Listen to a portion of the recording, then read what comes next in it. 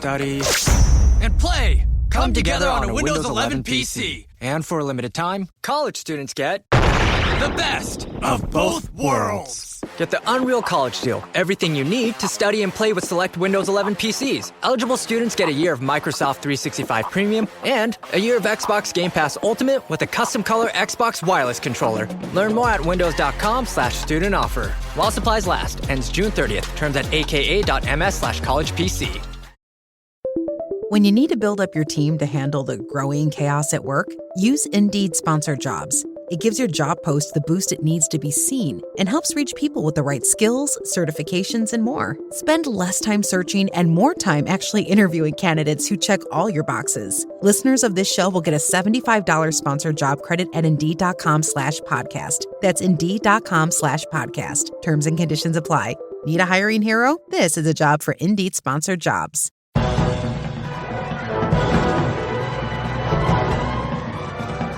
Hello and welcome to episode 352 of the Filmmakers Podcast. This is a podcast where we talk filmmaking. From indie film to studio films, to documentaries, to animation, to high-end TV, and everything in between. How to get them made, how to make them, and how to try not to really F them up. In our very, very humble opinion. I'm Giles Alderson. I'm Donatello. I bet you wish you were. I mean, I did as a kid, for sure. Yeah, for sure. But everyone must have called you Donatello back then. You'd hope so. You'd have hoped so, but I feel like hope so. I feel like there wasn't the sort of the pun immersion back in those days. Oh dear, it sounds like a really sad time. I know. No fun at all. Yeah. Wow. Which brings us on perfectly to this week's episode. Does it? Because there's no fun in this one. No. Because we have on the director, Jeff Rowe, and the exec producer, Ramsay McBean, of Teenage Mutant Ninja Turtles, Mutant Mayhem. Yeah. Woohoo! Very exciting. Very exciting. Let's start with Jeff Rowe. They weren't together for this interview. We did them separately. So let's start with Jeff, the director, Jeff Rowe. So what do we talk about with Jeff, Dom? Working in animation as a medium of storytelling. Making something new and exciting on an existing IP, whilst not annoying the people that loved the original. And how to pitch to studios. Yes, we also talk about screenwriting, how he got into screenwriting in the first place, his story structure, and how he moved to directing, and why animation is often a 3-year process. That's Jeff Rowe. He's absolutely fantastic guy. He co-directed Mitchell's versus the Machines. He was also a writer on Gravity Falls and on Disenchantment, both animation, adventure, comedies. He was just a delight to chat to. Really lovely guy, really interesting. And I think you're going to love him and Teenage Mutant Ninja Turtles. And he's done a fantastic job in the film, yeah. It's got a lot of adult humour, lots of amazing action, and it's just a fun film. The film is written by Seth Rogen, Evan Goldberg, and Jeff Rowe, and it's produced by Evan Goldberg and Seth Rogen and James Weaver, and exec produced by Ramsay McBean. And it stars Maya Rudolph, John Cena, Seth Rogen, Rose Byrne, Giancarlo Esposito, Jackie Chan, Ice Cube, and Paul Rudd, just to name a few. So let's get to it. This is myself and Dom Noir chatting to Jeff Rowe, and then after we've had Jeff, we'll come back for a little catchy up, and then we'll introduce Ramsay McBean, the producer. See you in a minute. Cool. I'll see you on the other side. Enjoy. Hey Jeff, how are you, buddy? Hey, good. How are you? Very good, mate. Very good. Very well. Yeah, it's nice. Where are you at the moment? In New York? I'm in New York, yeah. You're in London? Yeah. Nice. Rainy London. Yeah, yeah. I love London. It's one of the best cities in the world. It's great. It is one of the best cities in the world. That and New York, I'd say. So I think between us, we're doing all right. We're just representing greatness today. Yeah, we're representing it. Yeah. How's it going? Everything all right? Yeah, it's good. Excited for the film to come out and just see how the world likes it. Yeah, I mean, it's such an exciting franchise as well. I mean, I grew up on the Turtles, and I watched the cartoon. I watched all the films, and I think you've gone in a really exciting direction for this. Are you sort of feeling good about the movie and enjoying all the screenings and having it out there? Yeah, I mean, it's like when you make one of these things, it's you probably watch the movie like 100 times, and it stops being funny, and things stop making sense to you. Everything just feels like noise. Like you do that during the process of making it, and then you do post, where you like mix the film and color time the film, and you watch it 3 times more in those final 3 weeks. So I'm like numb to it right now. I'm like, I don't know when I'll be able to actually watch this in a theater with people and not be confused. It's hard. It's that end process, isn't it, when you're delivering the film and you've watched it so many times, and it can get so deflating and defeating, and just you don't know what movie you've got anymore, because you've spent so long doing the fine details and tiny little tweaks and changes to even credits and whatever, and it's like you've got to watch it again just for those little moments. Well, and every fine detail, it's like, okay, increase contrast 3%. Oh no, did I just ruin the movie? Did I exactly. We just lost 10 Rotten Tomatoes percentage points with that change. It blew it. It's psychologically damaging.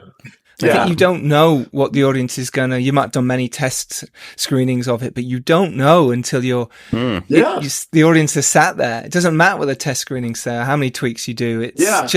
It's not your film anymore, right? Is that how it feels for you? It's like it's the audiences now. It's the fans of Turtles. Yeah, I mean, I feel like I imagine this is like what a parent who has a child going off to university feels like, where it's like, okay, I did everything I could. I hope I prepared you for the world, but I can't control your actions anymore. So you just got to go out there and like, please don't mess it up. Please don't hoping mess for the it up. best.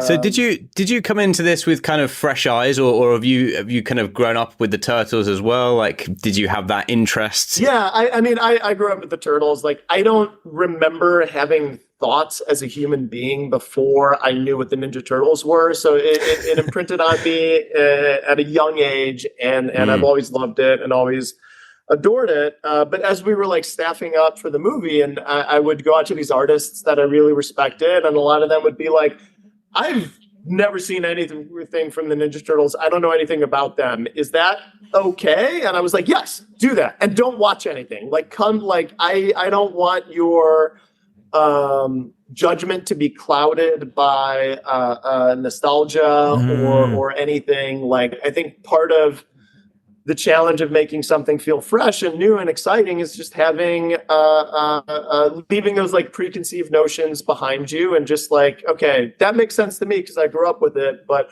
what's going to make sense to like an audience today who knows nothing about the Ninja Turtles? And so much of the work we did was trying to ground the film in logic. It's a strange premise, but as much logic as you can squeeze out of Teenage Mutant Ninja Turtles, and emotional relatability, and just like really investing time in the characters and helping audiences care about them. Was that kind of building on the kind of brotherhood, and cause they did have really good relationships with each other? There was the comedy, but really they always had each other's back. I mean, was that sort of part of what you wanted to bring? Like, what else did you sort of find interesting in the characters? I mean, I think that's like a really interesting thing. Like, they always had each other's back is like a thing that I've heard said about the Turtles so many times, and it's true in this film. But also, like, when you're 15 years old, you like the sense of like duty to family, obligation. You're just thinking about yourself, and you're kind of selfish, and it's like you do have each other's backs, but it's but you're also a lot more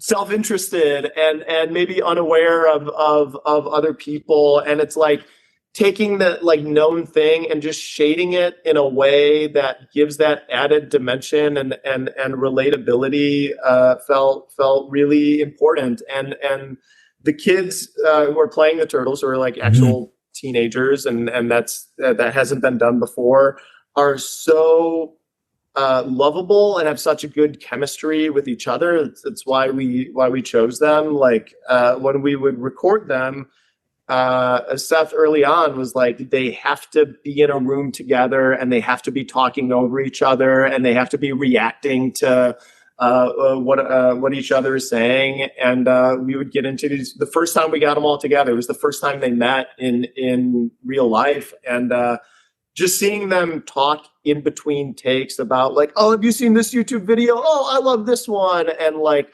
relate over a shared pop culture that they love. We're like, that's a huge part of being a teenager. And that's a huge part of this film now. We have to put this in there. And we threw a lot of script away to just do found things with the actors and try to get it more organically, I think, than animation usually allows for. Well, we love, speaking of animation, we love Mitchells versus the Machines. And we've had Lord and Miller on the podcast in the past talking about that film. And it's just a delight. What was the process for you to get this film? Had they already been thinking about making a Turtles movie? Because obviously with the existing IP, it's a great way to go because you try and shoot it, I think normally these days in that standard fashion might not have worked. I think the animation is a fantastic, and you've given it a brilliant look, which I think we'll come back to in a bit. But talking about how you sort of came on board with Seth Rogen and Evan Goldberg, had they already been thinking about this for a while before you came on board, or was it your idea? Talk us through that. No, I think it was Brian Robbins and Ramsay Nido at Nickelodeon Paramount, at Nickelodeon at the time, that were like, look, we have this IP, we want to make a new thing, but we want it to be fresh and modern and relatable to like actual teenagers and who, I don't know, who could we get to do that? Who's a cool choice? Seth Rogen? Would he say yes? Are Seth and Evan going to do this? And fortunately, like, they love Ninja Turtles. So when they got the call, they're like, yeah, that sounds great. Here's what we would do with it. Cast actual teenagers, actually make it about teenagers. And the studio, Nickelodeon and Paramount, to their credit, kind of just let us do whatever we want. They're like, can you get it done by this date? And we're like, yes. And they're like, okay, go for it. Let it be visually inventive. Let it cast teenagers. It was a really supportive experience. And I think the end result, the end result of the film benefits from Seth and Evan's passion about the franchise and the characters. Like, they weren't just like, we're producers collecting a paycheck, put our names on it and pay up. Like, they were really invested in trying to make a good film and really rolled their sleeves up and got involved, which was, for me as a fan of film and a fan of their films and a fan of them, was a wonderful experience to work with them. When was it you came on board then? Like I say, did you come in and speak to the team, or were you already involved in like pitching other ideas and it all kind of came on organically? Talk us through that process for our directors listening, pitching process when you're in the room. How did it come about? It's always interesting. As we were finishing up Mitchell's, I was looking for my next project, and my agent was like, do you like the Ninja Turtles? And I was like, yes, I love the Ninja Turtles. Ooh, what are you talking about?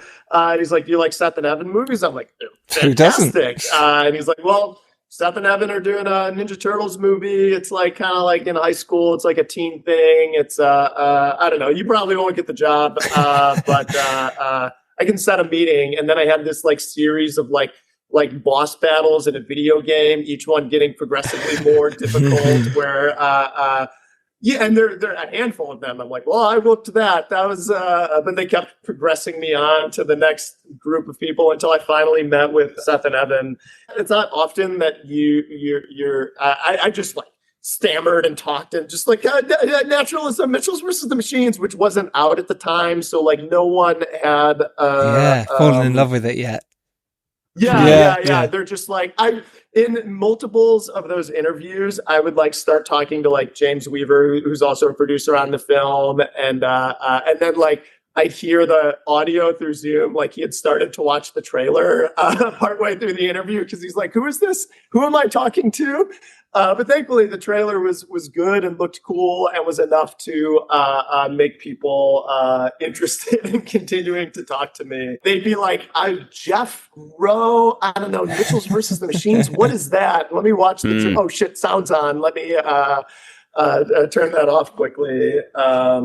I think in those meetings, and this is the advice I would give to directors and people, is just like don't try to be clever, don't try to be smart, just like be authentic. And if it's something that you're passionate about, lean into your passion and talk about your passion and talk about why you love it and what your thoughts are on it, because you're not going to get hired for guessing the right answer. You're going to be hired for providing an answer that's authentic and true to you, that the people on the other side of the call didn't even know they were looking for. I'm still shocked I got it, but very happy to be here. So were the script and the art style kind of fairly locked in place when you were going through this pitching process, or was that something that you had a reasonable amount of process with? No, there was like nothing. Like the script was in process, and the original versions of the script, like the Turtles were in high school on like page 30, and it was like just them in high school for the movie, and it was like wildly different, and there was no art style or anything. I think they were just like, don't make it look stupid. So while I was waiting for the script to be done, I put all my energy into developing the art style, and I would put together mood boards and started building a team of artists, and things I knew early on is like, we want these characters to feel real and relatable, so they have to be emotionally grounded. And that means they exist within a real world. New York needs to look like New York, not a cartoon fantasy of New York. Like let's see the 7-Eleven cup on the ground. Let's see the stickers on the signs. Let's see the graffiti. Like, let's have things feel real, because that creates like a foundation springboard for when the fantastic elements of the film happen. They're 10 times more exciting because you've invested in the reality, and also like so much of what I love about the original franchise and the toys and the movies is just how unhinged they are. The designs are so inventive and playful and really, really go for it. And I'm like, I also want that. Like, I want mutant. I want that to be part of this this film, and things to be really complex characters with a lot of detail. That's like really difficult to do in animation, but that was the thing we committed to early on, and then script came in, and we had that, and we put up a version of it, and I think the studio was like, great, you did it, cool, let's get it done. And then like Seth and I were like, it's got to be like 20 times better than this. And then we rewrote it and rewrote it and rewrote it. And then again, at one point when we miraculously got a meeting with Trent Reznor and Agnes Ross to do the score, like we talked to them about the movie, and they're like, cool, like send us a script, or like show us a screening or something, and we'll let you know. And we're like, okay, we have to make the movie like 10 times better. Again, let's completely like rewrite it and fix any lingering doubts we had to impress our music heroes. Sometimes you need those little kick up the arses, don't you? Those little moments that make you just go, oh my God, we thought we were ready, and someone else comes along and go, we can't send it to them like this. And then you imagine like Trent Reznor sitting in a room watching it, and you're like, no, this has to be better. You've always written, you mentioned writing there and coming on, you and Seth rewriting and rewriting. You know, when you start to write Gravity Falls, when you're part of that writing team, how did you get into it? Because you kind of you've had a great journey, I suppose. You know, you've written 3 TV series series, or 2 at the time, before Mitchell's versus the Machines.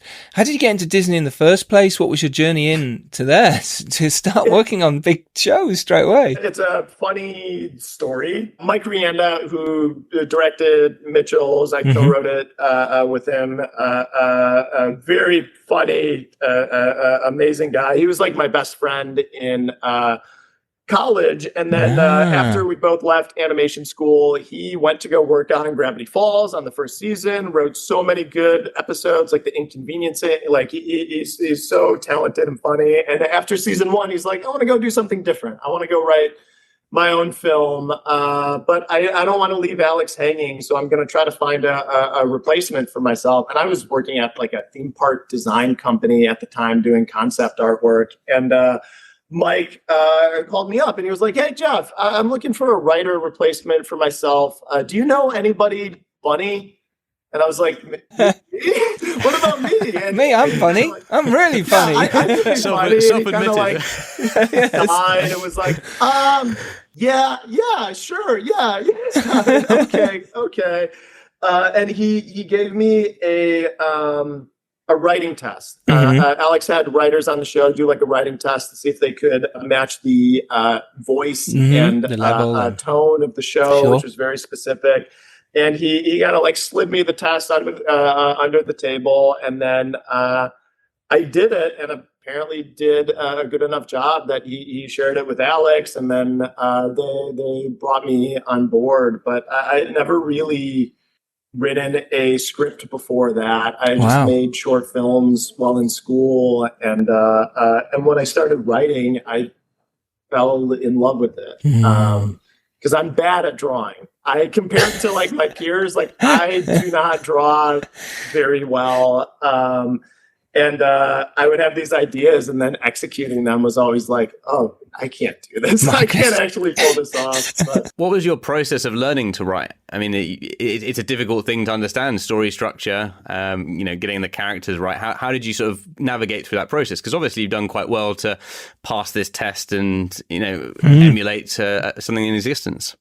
Yeah, I mean, honestly, like part of it was just like encyclopedic knowledge of The Simpsons and their comedic timing, and it's like I was like, I know the cadence of this style of show. It's like in my bones. It's in my DNA. I can't step outside of it. And in school, we had a class about story structure. We read like Robert McKee's story, and I was a freshman in college, so I was like, this is stupid, and buy the books. And I hate it for being so rigid. Yes. And then with time, I like in Gravity Falls, I would find myself like a mechanic looking at a diagnostic manual or something. Like, why does this story not work? Robert McKee, things are driven by choices. No one's making a choice on this page. And I would remember those things. And also Alex Hirsch, the Gravity Falls showrunner,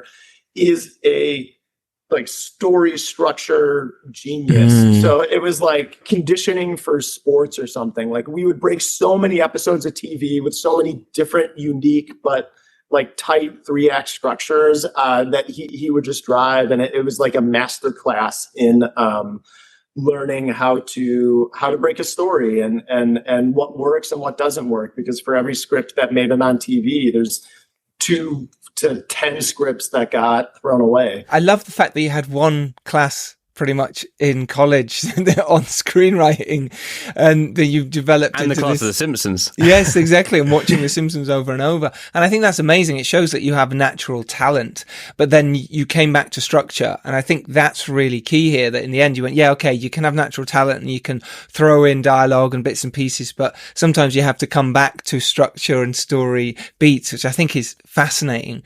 Then, so I suppose moving on to Mitchell's versus the Machines, then within that, because obviously you're part of that team, you wrote it, you're the co-director of those scenes. Did that obviously came from the back, as you said, of, Gravity Falls and Disenchantment and your work there.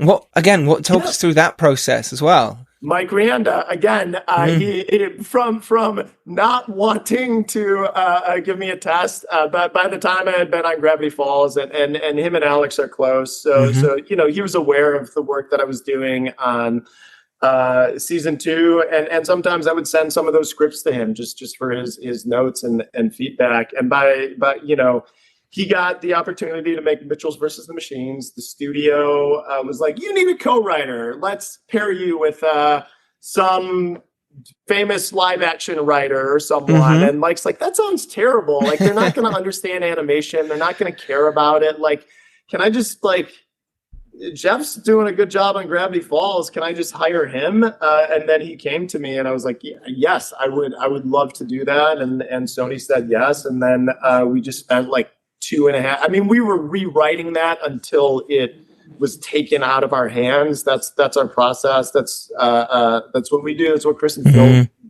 does. That's what Seth and Evan do.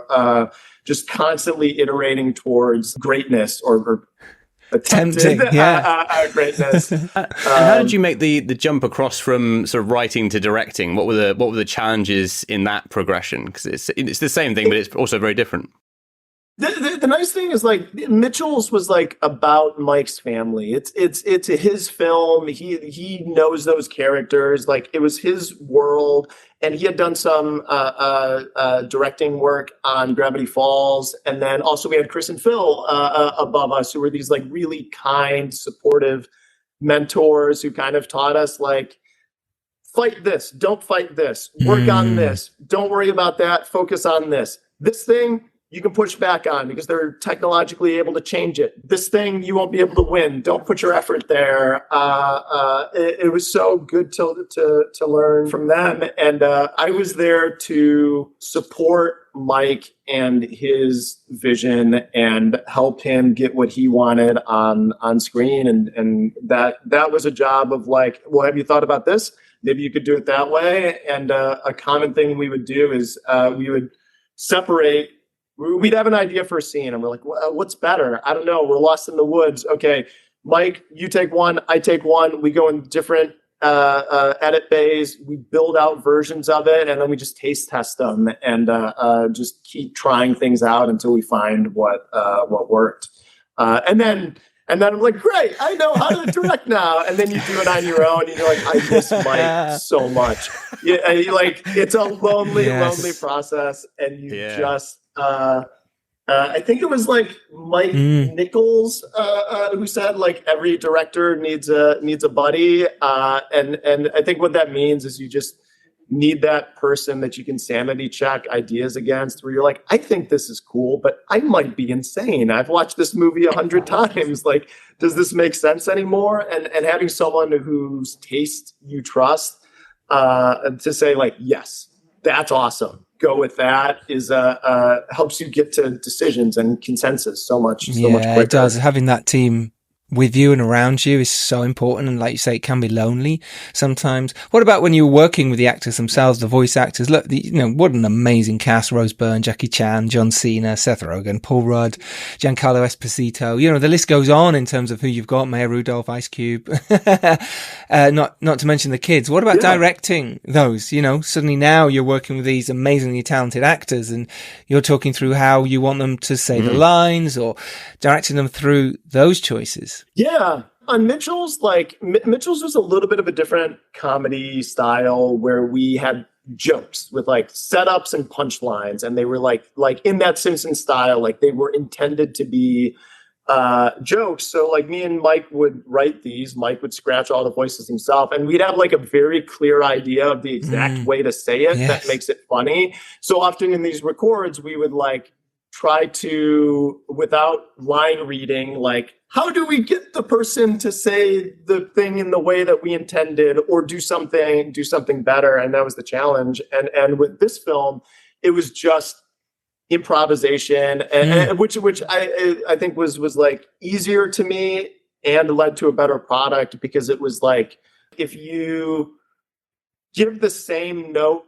twice and the actor doesn't pick up on it, the problem is not with the actor, it's with the line. It's okay, they're not getting what I'm going for, and that means that what I'm going for might be flawed. So I think like having experience writing and also having Seth there or a lot of the time, we could just be like, that's not going anywhere. Let's rewrite. What's something else that we can do here? And it was very improvisational, and I think the cast appreciated being able to do that. And then also like Ice Cube is like, he's a master lyricist. He's so funny. Like he's really good at writing. Like he's a writer too. Like Ayo Edebiri, like is a wonderfully talented writer and would be able to like improv with direction. Like, oh, I can improv in a way that's funny and moves the scene forward instead of it's just funny but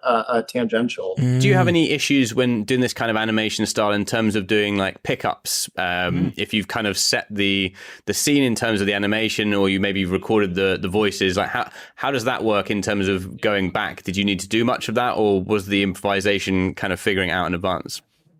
It was the improvisation kind of figured it out in advance. You always have to do pickups, and you always have to like, does that fit in the mouth shape? I don't know. People don't pay that close of attention. And then when you have a giant flapping turtle mouth, it's like different than like an actual human face. One of the advantages to this is like there's no coverage. Like you can improv for 60 minutes and then not worry about how the camera angles cut because it's just audio. So it's like we would just let the tapes roll. We would get conversations not about the movie, but just between the kids in between takes where they're just talking about YouTube videos. And we would take all of that, go into edit, and then it was like a really long, really painstaking process to just like piece that into something cohesive. But by the time we got to that piece together thing, it felt as natural as what was in the record. And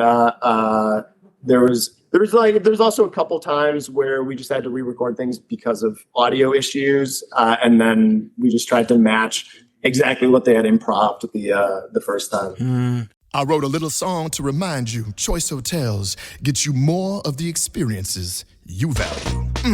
The Cambria Hotel's got it all. A rooftop bar, have a ball. Cocktails up here feel just right. Is Cambria amazing? All right. Bring a date, your team, or even your mom. Book direct at choicehotels.com. See you on the roof. It must be a fascinating process from start to finish. What's the timescale then? How long have you been working on this film? You know, because obviously with live action, it's sometimes shorter. With animation, it can take long time. So for you, it'd be interesting to know when you first started, and you know, obviously now it's release time. Yeah, it was 3 years. Like Mitchell's was 5 years, and no one ever wanted to make the Mitchells. Like this, the Sony Animation believed in it, but like Sony, the parent company, was like, we don't know about this thing. So it was just like 2.5 years of like me and Mike like remaking it and trying to like prove it out and prove that it could be real. And then Chris and Phil saw it, and they're like, "This is great. You should make this." And that kind of made it possible. And then this one was like, we just need this movie around this date. So having like an end date, having a timeline that was compressed like that, it was really challenging because you have to do a lot in a very short amount of time. But I also find it easier to stay motivated when there's an end in mind, and you're not just like pouring tons of work into something that you might not know if it will ever be seen outside of your office. Yeah. Yes. Amazing. Could we just get one last bit of advice that you might either give yourself when you were starting out in the business, or maybe some aspiring filmmaker before we wrap this up? I think a thing I struggled with early on was just like self-doubt, imposter syndrome. I mean, I told you the story of how I became a writer. I'm like, I'm not supposed to be here. This is not. But so I would often be afraid of doing something that wasn't perfect, because I wouldn't want to look imperfect or have to acknowledge my perceived shortcomings.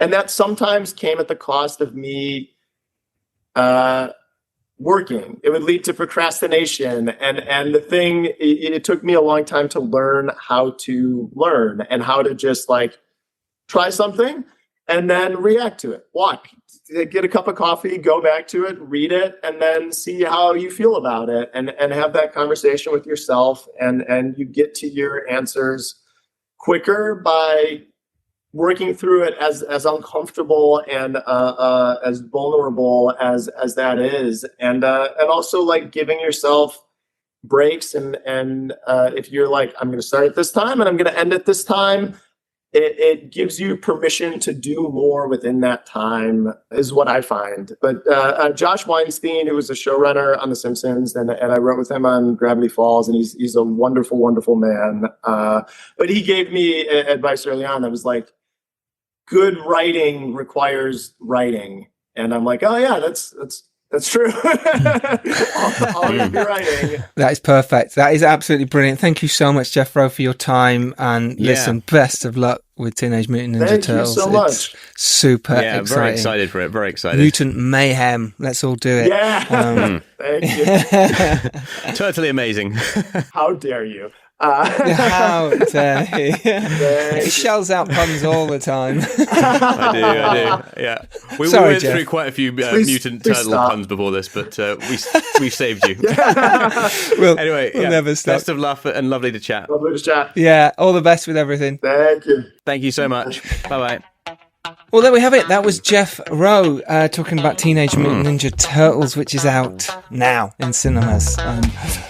What a fun little movie and what a wonderful man. Yeah, it was really an enjoyable chat. Yeah, I loved him talking about the writing process there and how he moved from being a screenwriter to a director, how he, found his feet. I think that's incredible, really. When you think about a journey of someone, it means he had talent. It means that he was very affable and a nice person. People wanted to work with him as well. Yeah, no, definitely. And I think I'm seeing there's two sort of parallels which I really like in one of the other interviews that we did for Paramount for Transformers as well is finding people who have a passion for the sort of the franchises and bringing that warmth into the mix, but also mixing it up with new ideas. And I think that way you get these offerings that are both fresh but also authentic. And I hope it does well. I really do too.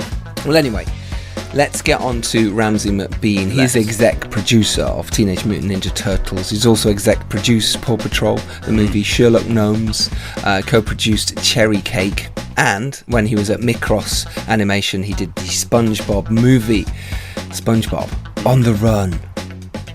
What a lovely guy. What do we talk about with Ramsay? We talked about how to exec produce and overseas production, how to win projects at Paramount, and the importance of communication and collaboration for creating good work amongst the team. We also talk about story and improvisation when you're working with actors and how you might have to change everything because Ice Cube's come up with something really funny or Seth Rogan has, and you've got to do all the animation again, which I imagine happened time after time.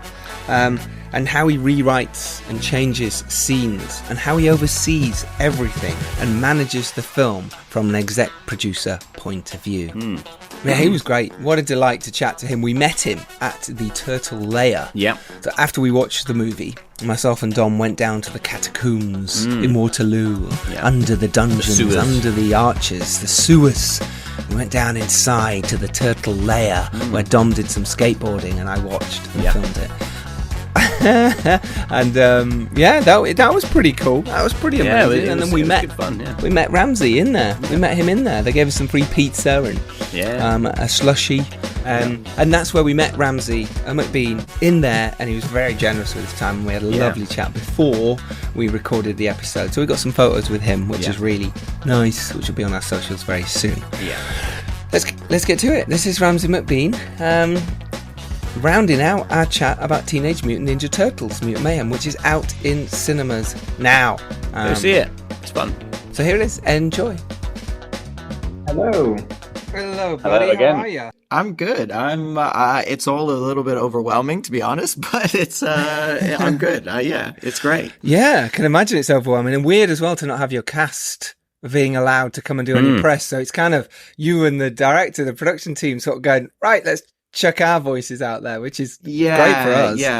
Yeah, obviously, it's great for us to be able to support the movie, but obviously it's a shame to not have the cast, especially the boys, meeting the world, because they're just so lovely and charming and amazingly talented young men that it's a shame that the world hasn't been able to meet them. But I'm sure once the SAG strike's over, everybody will want to know who these kids are. Yeah, for sure. They're fantastic in the movie, aren't they, Dom? Yeah, I mean, it was one of those real cornerstones of my childhood, watching the sort of the Teenage Mutant Ninja Turtles, the cartoon, the films.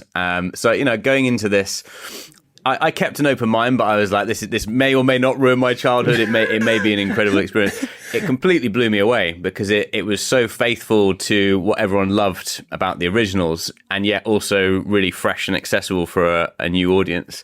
What was your kind of connection to the Turtles? Were you fresh going into this, or have you sort of grown up on them and loving them? No, I was exactly like you in the sense of just like they were my pinnacle of childhood. Like they were my number one. Like never mind Batman, Spider-Man, the Turtles were my thing. I can remember going to Universal. I think it was at Universal Studios when I was like maybe 4 or 5 years old, and the Turtles were there.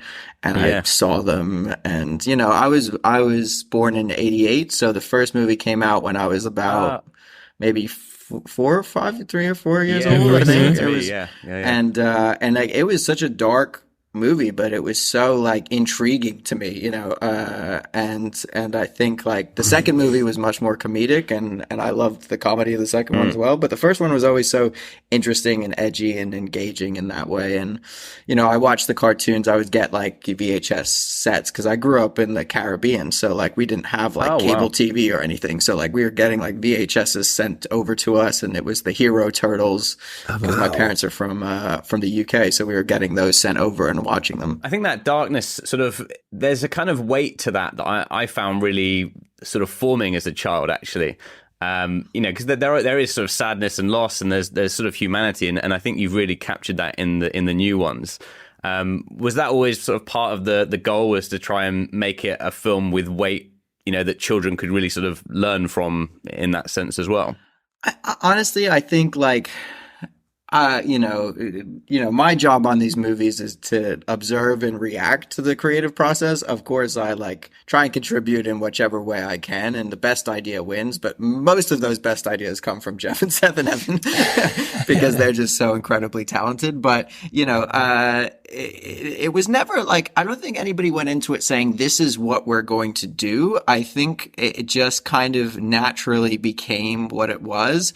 And sort of, we all knew tonally what type of movies we liked, and especially Jeff and Seth had a sort of cornerstone of the tone that they wanted to hit. And I think that kind of guided a lot of the way. Like, no matter what we did in our screening, there was always a tone thing that felt right. It was always like, yeah, the tone of this is right, and we should keep on this path.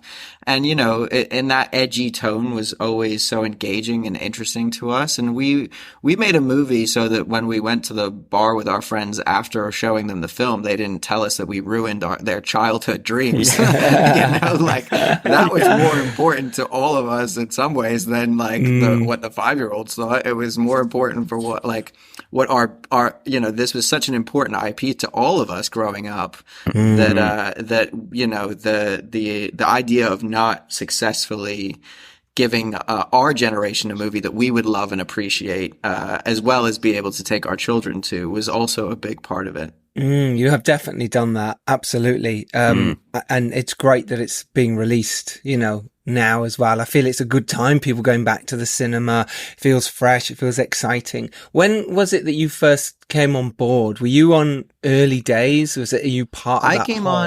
I came on about, the production had maybe been running for about 9 months when I joined the movie. I joined in like April of 2021. So, and then I finished Friday. It was kind of my last day, but I came onto it, but it was the middle of COVID. So it was just such a different world. Like, we kind of forget what that was like 2 and a bit years ago now, but I live in London, and I woke up to a text message that changed my life that said, "Would you like to come and help produce the Ninja Turtles movie?" And I was like, absolutely. Like, I was like, there was not even an ounce of my, of reluctance in saying yes to that. And everybody was working remotely at the time anyway. There was no studio presence at that time. Everybody was still very worried about, COVID.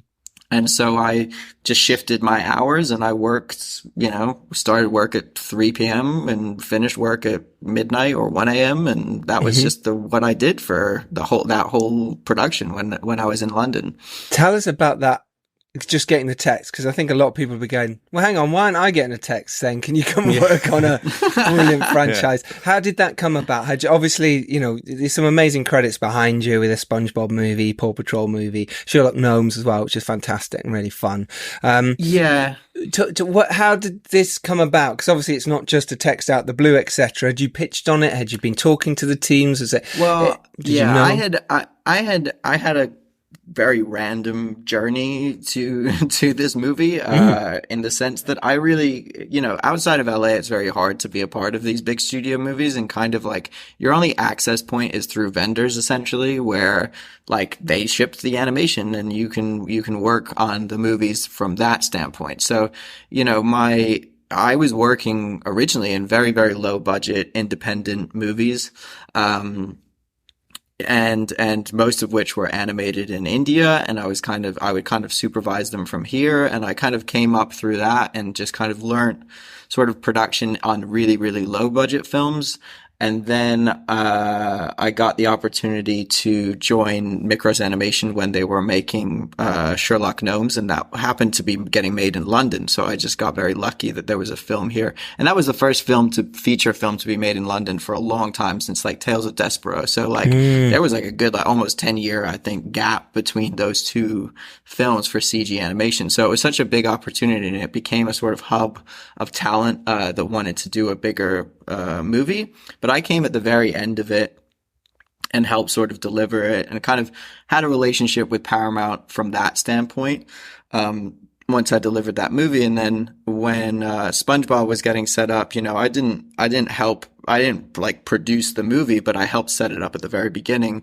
And sort of like a key part of what I was doing when I was at Micros was trying to help the creative collaboration between the people in LA and the people on the vendor side. So like you have all of these amazingly talented French artists that were either in Montreal or Paris in that studio, and you're kind of trying to like bridge the cultures between LA studio mentality and people who had come from working at DreamWorks and all of these other studios to people who had never worked on those movies but were very talented and were kind of trying to do their own thing and contribute in their own way. So I was kind of like bridging that for a little bit, and that was where sort of Paw Patrol and these movies were kind of happening, and I set up a couple other films like that. And sort of my relationship with Paramount was because I'd kind of worked with them a little bit on that capacity, and actually I was running the test phase. So basically when you set up these movies, if you don't own your own animation studio the way Paramount doesn't, you do a test and you call out to vendors and you say, hey, can you do a 30-second test for us?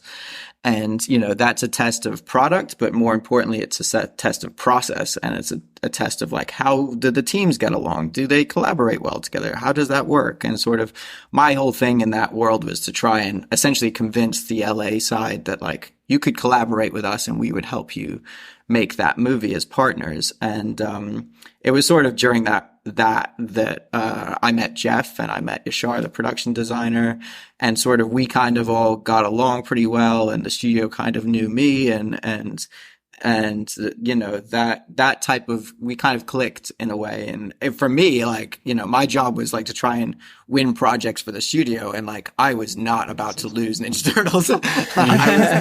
We have to make this movie. Like this is like fight with any weapon possible. Yeah, yeah, like whatever even it if takes. It's a stick. Exactly. I will lie down on the road. What was some of the process of the actual animation style that you ended with? Was it the first kind of test that you did was with that that kind of process, or were there lots of other ones? It was very different than the first test we did. I think they were in early stages of sort of visual development of the movie at that point, and they kind of just they knew they wanted to do something stylized, but they weren't quite sure what. And sort of like I said, that part of the movie is never about the product, because the look is going to change. That people are going to change the designs. That's always it. But the important thing is, like, can we work together to create something that looks good? And then we'll change what it is, and it will still look good as long as we know we can produce something. So it was much more beautiful, I guess, in quotation marks, than the final product. It was kind of like the note at the end of it was like, this kind of looks too pretty to be the movie. And like, it was very, very well executed, but there was something about it that didn't quite feel right, and kind of looked a little bit like some of the other animation that we knew was kind of coming. And so I think, like, Yashar, the production designer, went back and reevaluated, and that's kind of where the look came from various iterations after that. I love it. The look was so interesting and fascinating. Was there ever a point with any movie like this, and I'm pretty sure the answer is yes, but it'd be interesting to know from the animation side, where you're developing this project, but it could fall down. They could say, no, the look of this, it's not working, or the idea is not working. Was that development process after you came on board, was it still ongoing? Was there still a chance that, we still need to get the yeses from, Paramount at this point? No, I think, like, the fortunate thing about this movie is that everybody was so passionate and believed in the team from the very beginning. Like, we had, all movies go through their ups and downs and have their good moments and their bad moments, but ultimately we all knew deep in our heart that, like, Seth and Point Grey's experience, combined with what Jeff had brought to Nickelodeon and Paramount, combined with sort of the CG animation people that we had put in place, like, we're going to make something great. It was just like, we all had to kind of hold hands and just be like, we're all in this together, guys, studio included. And, I think that that's what allowed us to work very collaborative with each other, and honestly about the things that were working at the moments that they were working, and the things that weren't working at the moments that they weren't. And, I think there was obviously some questions at the very beginning of the visual development, like, what is this? What is this going to be? Like, what is it going to look like? And honestly, part of us didn't even know what it looked like. We were playing with so many rules that, like, were very established, like perspective and things like this in CG, that you're like, we have to keep perspective. You can't break perspective in art. It has to always be to camera. And the truth is, in our movie, perspective is to camera for maybe one shot, but then the rest of the shots, it's not, the design doesn't work like that. And it kind of made it free. And once we realized that worked, the shackles were off, and we could do, the visual development team could push things a lot further. Do you have to sort of factor in the flexibility with a film like this? Because we've mentioned that the actors do a lot of improvisation. How do you kind of factor that in with scheduling and budget and kind of working things out at certain points? Is that a challenge, or is it something you have to discuss really up front? Well, I think, like, I think for this was always about being able to be as reactive and as possible, because being proactive was kind of challenging because of how unpredictable a lot of the things were. And a lot of that was based around story, like what would work, what wouldn't work, what the actors would improvise. And really, like I said, it was always best idea wins. So no matter where you are in the process of the movie, if somebody says a line or does a joke and it's good, you're kind of like, well, we gotta put that in the movie, And it was kind of my job to work with Jeff and Seth, and, like, as much as possible try and get that into the movie, essentially, by, begging the various other people that would have to do the work to do it, But, I think that the good thing is that, like I said, it wasn't just us who believed in it. Every, whether you were an animator or a junior artist or whatever, everybody felt like they were gonna be a part of something special.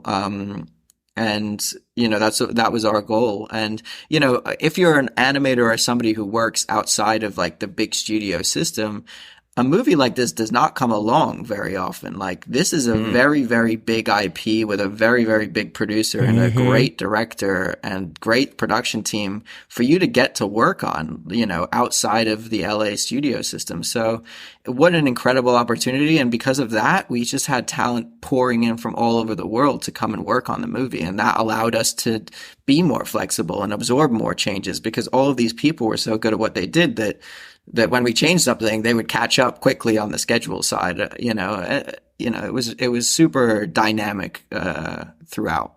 Can you talk us through the time process of something like this, from when you came on to going through starting the animation process, and then the actors coming on doing the dialogue, and then redoing the animation type thing, to actually getting a version where you can show?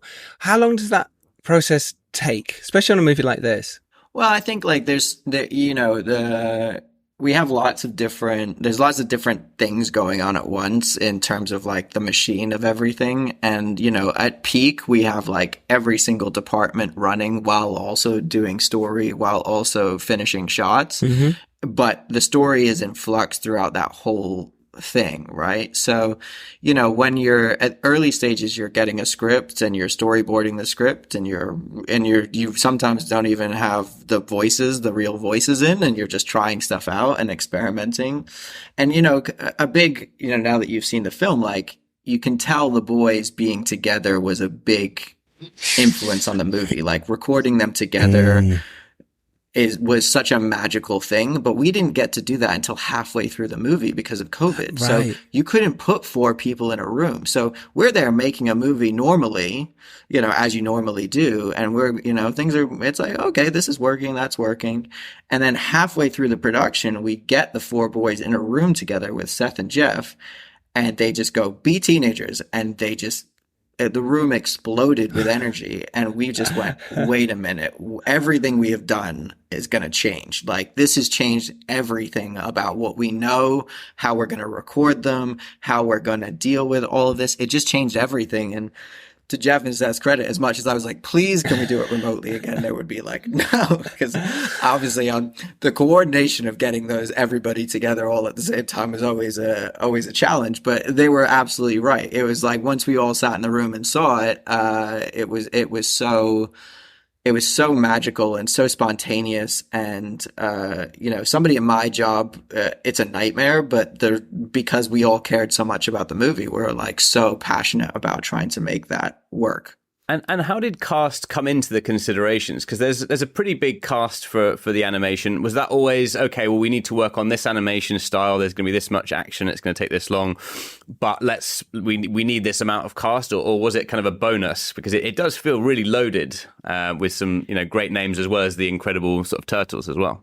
Yeah, I mean, it was all like, as the story was evolving, sort of the cast was getting plugged in, but, you know, sometimes the characters would change drastically within a 2-week period of writing. Right. So you're really like, oh, this person is the perfect person for that role. And then you're going, oh, no, wait, it's not that role anymore. It should be this role, you know, and finding the right people and leading with comedy was always a big thing. Like, the great thing about our cast is they're all incredible actors, but they're all actually naturally very funny as well. And they all brought that humor to the movie. It must feel so special when Amazing. You're in the room and you get, you know, or you're hearing it, and that magic that just comes off, a little impro that leads to something else, but they're all in character and it just falls, and you go, right, we're going to have to redo the whole, like, dialogue bit, or the whole animation side of it. Does that happen regularly, especially with this amazing cast, like you say? Were you going, well, that improv work, yeah. Now we got to change that whole scene? Did that happen?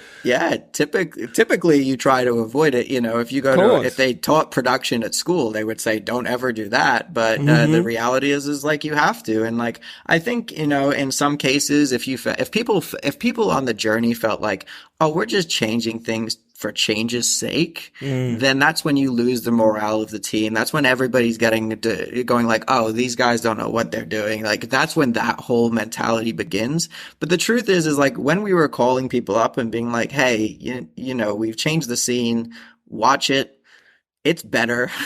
Like, we got to make it. And everybody was kind of watching and go, it is better. So we got to make that happen. And like, we weren't ever changing anything unless it was a better thing than what it was replacing. And that was always actually more inspiring than demotivating, because it was like, oh no, we're pushing something. Like, I thought this scene was good, but now it can be great. And, you know, an example of all of this kind of coming together was like we had recorded The Boys a couple times, but then we needed to record Cube for the first time. So we're like, okay, well, we should record Cube with The Boys. And we set them up. We did a couple of scenes with them, and they had never met him before. And then he walked into the room and they did the Under the Bridge sequence, you know, and, wow. And like, it's just like so much good material is coming out of this moment. And, you know, it's really a little bit more live action than typical animated films are recorded, but it's a magical thing, and you can see it on the screen. It feels so real and grounded because of that. Yeah, I mean, I think the action, especially, I almost thought I was watching like a Nolan intro from like the start. The way it was, the soundtrack, it was so concise. The action, I think it's like definitely one of the big pluses of the movie. On top of the comedy, is just how slick and professional it feels. It does feel like a sort of a big Marvel or a DC movie. Yeah, I mean, there's the level of talent involved in the opening sequence, from, you know, our co-director Kyler Spears, who boarded it, to the Trenton Atticus score that supports it, to Jeff guiding it, you know. And it's like, it's Sicario. Like, that's what it is. That was the reference. That was the reference. Wow. Okay. And that's amazing. And, you know, our head of cinematography, Kent Zecchi, did a whole like presentation of all the different ideas, and worked with Jeff on like what was inspiring Jeff. And it was like Boogie Nights and Sicario and, you know, Spike Jones. And like, that's the movie. Like, it's not like, you know, your traditional references. You know, we have so many long shots in the film as well that make the film really, you know, we've got several shots that are over 1,000 frames, which in animation is like a very scary prospect. But it's what makes the film feel real, because that's kind of how you shoot live action. It really does, yeah. It really does have that element of live action, and it grounds it, and it makes it really compelling. So, yeah, very well done that side. Yeah, really well done. Finally, what have you learnt from making this movie, Teenage Mutant Ninja Turtles, Mutant Mayhem, or a previous movie that you are going to take forward to your next film, something that you learned as a exec producer? Honestly, like, I've learned, I mean, there's so many things. I'm trying to think of like what would be the one that I would put forward. But, you know, I think, you know, a lot of the movies I worked on before, I was on the vendor side, and I was kind of separated from the creative process a little bit, and kind of just responding to it as a vendor, as people who get shipped the movie and then say, you guys make it. But this, I got to be a part of something that was so creative, and you know, Jeff and Seth and Evan and Point Grey's amplitude for success and being great, and it was so high. The bar they set themselves was so high, and higher than most people were setting for them. You know, they were the ones who were always pushing the boundary, and it was so inspiring to get to be a part of that with them, and to try and get the team to respond positively to the way they work. And like I said, it was easy most of the time, because their ideas were always so strong and so compelling, and it kind of, I guess, like being more reactive and to the creative process. And instead of trying to like build a production structure that controls the creative process, because you have a deadline and you have all these things, like building a creative structure that understands a production structure that understands the creative process and can support it in different ways. It's not, you know, it's something I would love to try and get better at as I go in my career. But that's sort of like the fundamental thing, is like understanding how different creative groups work together, and then trying to figure out how to make that something that is manageable and possible and delivers and gives the audiences everything that they want. Amazing. Absolutely brilliant. Yeah, really great advice. Really great. Ramsay McBean, thank you so much. You've created a wonderful film. Me and Dom we loved it. Yeah, we really did. We had a very small part of great. The film is 600 people plus in 4 different time zones and 4 different vendors. We have 2D animation sequences in there that were done in Paris. We have, we had 2 different vendors. We had Micros Animation, who were the sort of lead vendors, and we had Cinesight, who did 20 minutes of the movie. Wow. And, that was in itself is a whole story, like how having 2 different studios achieving the same look. And I would ask you guys, could you tell which vendor did what shot? And I think that's testament that you obviously have learned a lot about collaboration and communication. So well done for all you've done in the movie. Yeah. No, I've been wanting to ask somebody that question for about a year. I'm like, if people can come in and watch the movie and they can't be like, that one felt a bit different, then no chance. Not a chance. Right. Also, I think you're just completely swept up in the story as well, and I think that's you're not looking for which animation is different. You're in the characters, you're in the action, you're in the comedy. So yeah. So well done. No, and amazing. Amazing. Thank you for your time, Ramsay. Really appreciate it a lot. No, thank you guys so much. It's great. I'm glad you enjoyed the movie, and thank you so much for your support for it. It's a dream come true for a lot of us to have people love this film. So it's overwhelming for people like me to get to share the film with you guys. I love that. Brilliant. Of course. Thanks, buddy. Thank you so much. Awesome. Cheers. Cool. Bye. See you later. So there we have it. That's Teenage Mutant Ninja Turtles. Mutant Mayhem is out in cinemas now. This isn't just for kids. This is fantastic. Really fun movie. If you like Turtles as a kid. Definitely for the adults. Yes, there's definitely a lot of adult jokes in there, but that doesn't mean you should be put off, because there were a lot of kids in there when we were watching it, wasn't there?